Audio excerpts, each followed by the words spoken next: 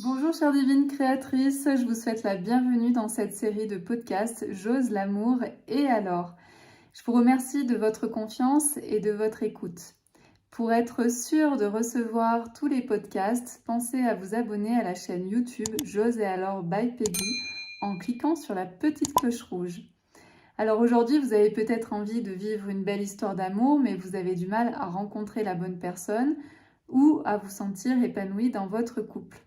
Alors au cours de ces podcasts J'ose l'amour et alors, je vous accompagne pour guérir vos blessures d'amour et à révéler la femme magnétique et unique que vous êtes.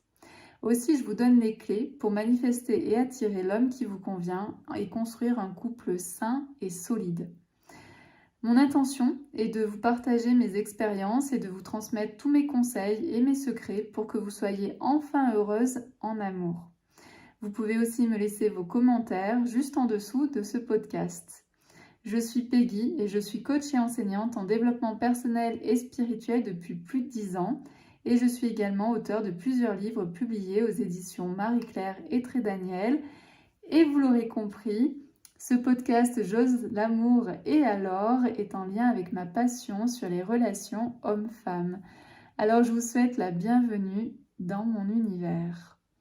Alors pour ce podcast numéro 8, j'avais envie de vous parler des rencontres que l'on peut faire lorsque l'on manque de confiance en soi et j'avais envie de vous parler de deux types de rencontres. Il n'y a pas que ça, mais je crois que c'est quand même celle qu'on rencontre le plus souvent et par rapport au travail que j'ai pu faire avec de nombreuses femmes, on tombe souvent soit dans l'un, soit dans l'autre. Donc lorsque une femme manque de confiance en soi, il se produit souvent deux choses différentes.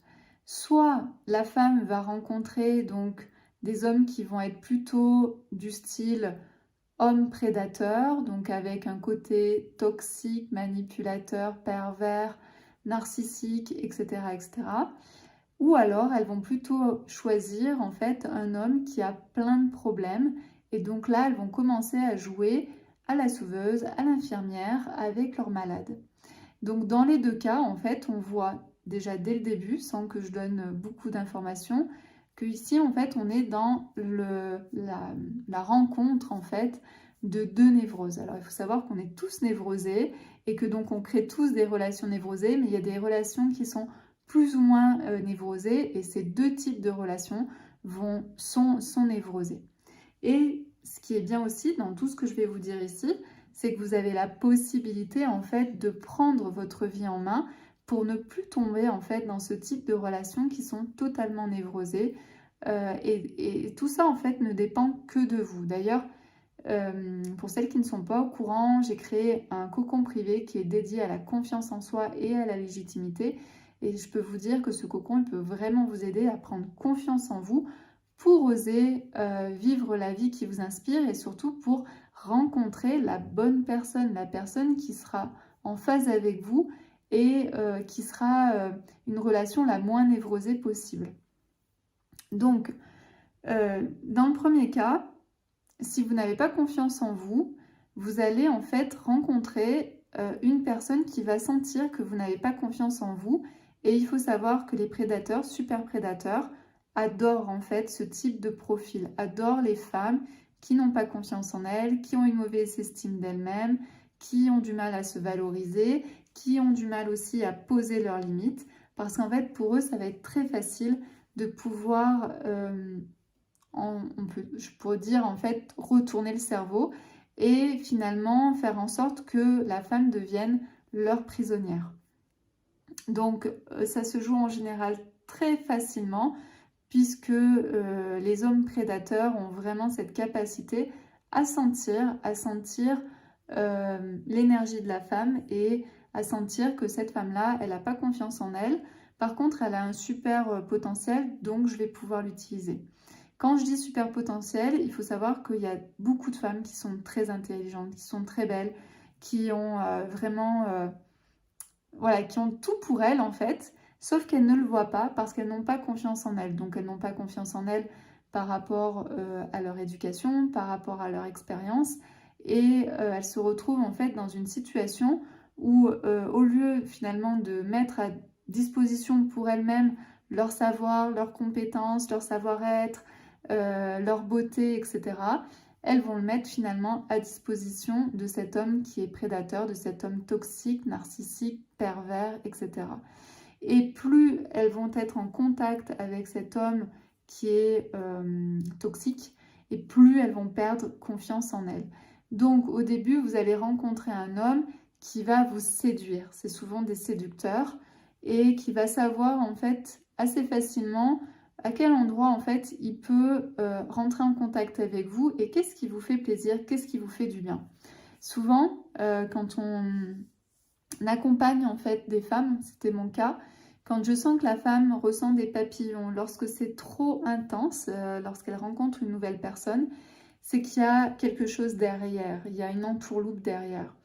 Parce que si vous êtes quelqu'un qui savait votre valeur, qui savait qui vous êtes, etc., vous êtes assez peu sensible finalement au retour, qu'il soit positif ou négatif. Mais quand vous n'avez pas confiance en vous et que là, vous rencontrez un homme qui vous regarde comme personne d'autre et qui vous dit « mais tu sais que tu es sublime, tu sais que ceci, tu sais que cela », alors en fait, on vient avoir des papillons parce que on se dit « waouh, cet homme nous voit tel que personne ne peut nous voir ». Et à chaque fois qu'il arrive à viser juste, il sait que c'est une faille chez vous et c'est une faille dans laquelle il va s'engouffrer à chaque fois qu'il pourra pour commencer en fait à retourner le cerveau. Donc, un homme qui est trop séducteur, qui vous fait trop de compliments, qui tape toujours juste, tout ça, il y a déjà des signaux en fait que cet homme, il est en train juste de commencer à vous manipuler. C'est juste le début parce qu'il ne vous connaît pas très bien, donc il peut faire quelques petites erreurs, mais en général, ils n'en font pas. Et surtout, c'est qu'il tape toujours juste et vous, ça vous fait quelque chose. Ça vous fait ces papillons-là en fait dans le ventre de « waouh, il y a quelqu'un qui me voit ». Donc voilà, et donc souvent ces hommes-là, ils vont vers des femmes qui sont en général qui sont belles, qui ont des fois une bonne posture au niveau professionnel, des femmes qui ont un intellect plus développé que d'autres, etc. Parce que en fait, ils y voient un joyau. Ils savent qu'à partir du moment où ils vont réussir à manipuler la personne, ils vont pouvoir aussi en retirer un certain bénéfice et un certain potentiel. Je me souviendrai toujours, lorsque j'étais jeune, j'étais encore au lycée, donc je devais avoir 16, 17, 18 ans, peu importe, je ne me souviens plus. Et en fait, on était un groupe de copines.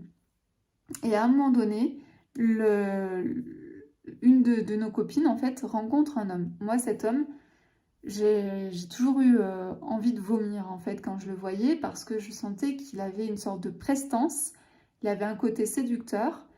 Ma copine, elle était in love totale en fait de cet homme et lui, il a bien senti. Et elle avait en réalité des failles alors que c'était une fille qui était super mignonne, très intelligente, elle avait vraiment la vie devant elle et lui, en fait, se l'est accaparé.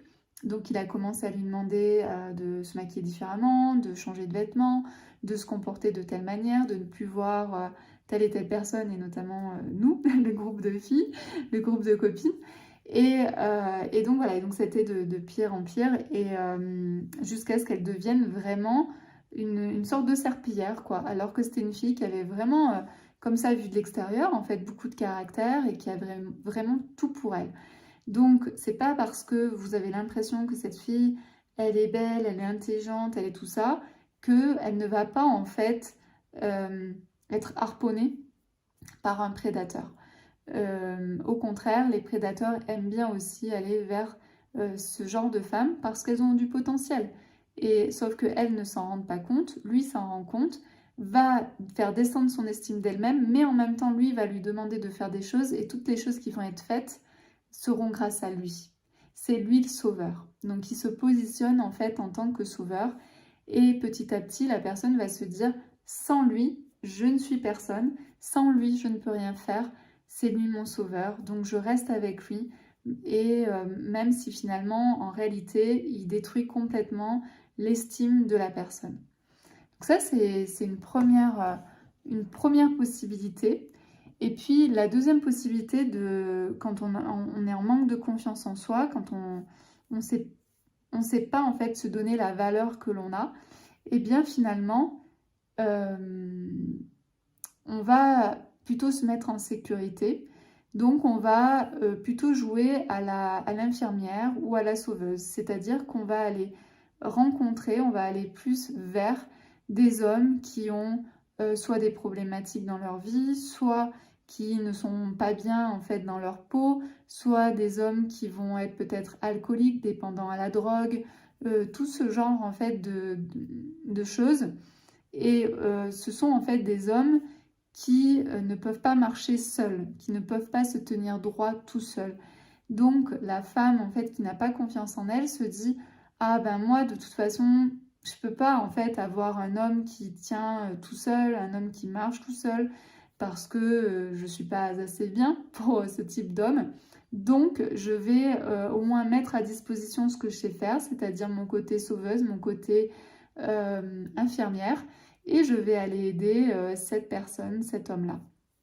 Et donc là, on rentre dans une boucle où en réalité, vous n'allez pas être porté par la personne, parce que le jour où vous avez une problématique, la personne ne sera pas là pour vous et vous allez vous retrouver toute seule. En général, les sauveuses, les infirmières, elles sont souvent toutes seules, mais en même temps, ça leur permet de se dire, ben, j'ai au moins cet homme-là, je suis au moins en relation avec cet homme-là, ou bah, lui au moins il va pas partir avec une femme qui va être plus belle ou plus intelligente que moi. Vous voyez, il peut y avoir ça dans l'inconscient, hein, c'est pas forcément dit, c'est pas forcément conscient, mais au niveau de l'inconscient, c'est ce qui peut être présent.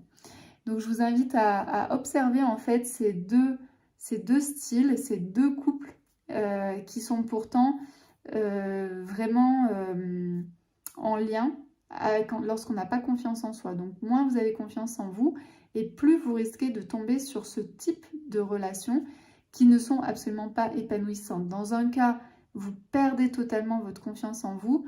Dans l'autre cas, vous n'êtes pas porté et au contraire, vous devez porter en plus une personne. Donc c'est à chaque fois des névroses qui s'emboîtent, qui fonctionnent bien ensemble. Mais s'il vous plaît, travaillez sur vous, prenez confiance en vous et vous allez vous apercevoir que en prenant confiance en vous, en connaissant votre valeur, en sachant ce que vous pouvez apporter dans un couple, vous allez voir en fait que vous n'allez plus rencontrer le même type de personnes parce que vous n'allez plus avoir la même énergie et que des hommes que vous auriez vus 5 ans en arrière, vous seriez dit mais cet homme-là il est trop bien pour moi, eh bien vous allez oser aller le voir parce que là en fait vous êtes vraiment de plus en plus dans votre puissance, dans la connaissance de vous, dans votre valeur et que non, vous ne pouvez pas en fait soit rester dans une relation toxique ou rester dans une relation d'infirmière, d'accord ? Voilà ce que j'avais envie de vous partager dans ce podcast. J'espère que ça vous éclaire et ce que j'essaye de faire ici, c'est de vous faire des prises de conscience et juste de décrypter ce qui se passe dans certains couples et de vous rendre compte peut-être que c'est ce que vous avez vécu dans vos couples, mais aussi peut-être que vos copines ont pu vivre dans certains couples et de vous rendre compte que finalement, avec les expériences ou avec les expériences des unes et des autres, c'est pas ce qu'on veut en fait dans un couple et c'est pas ce qu'on a envie de vivre en amour tout simplement. Donc je vous dis à très bientôt pour un prochain podcast.